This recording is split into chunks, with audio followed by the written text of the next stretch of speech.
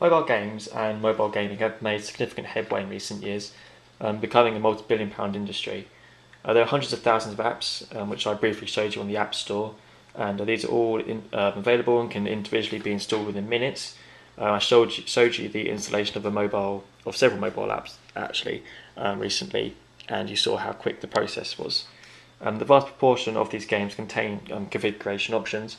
However, these features are significantly refined in comparison to PC and also consoles. Here, if I briefly show you an example, we have the hardest game 2, and if I just quickly go back to the home, this is what you are initially faced with. You would simply click to the settings, and here you are provided with a list of configuration options. For instance, I can adjust the sound of the music. Generally, I listen to other music whilst playing games, so I'd have this gameplay music off, and also I'd have the sound effects not set to high, but also set to off. That's just my preference because I prefer listening to music, not necessarily the game of the sound. That's no discredit to the sound, because generally it can help with the realism of the games, but that's just my preference. Here, if I just press go back to the interface, I can briefly show you another example. If I quickly go to the Guess Who game, or Guess the Movie I should say. Simply press allow, so the device has access, or the game can have access to your device, and press go play. Here again, I'm just going to go to the settings, and this time you're faced with 4 configurations options. As I said previously, there's lots of support which is available to all gamers. No gamer is left out. The support can either be through the device itself, or it can also be through the internet, which I mentioned previously.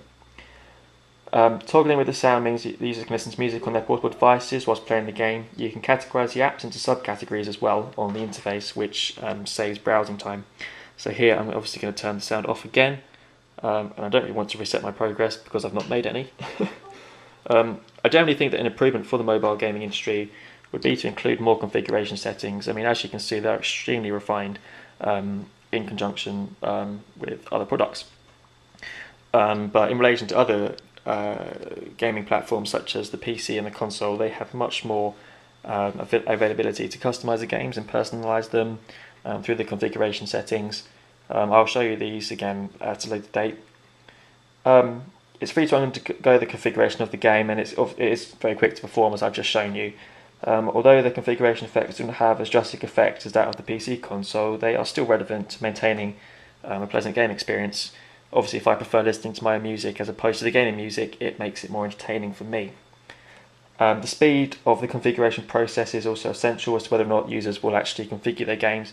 If this process here took me a very long time, as it wasn't touchscreen, but it took me a long time to undergo, I'd probably be less reluctant to actually initiate the process in the first place.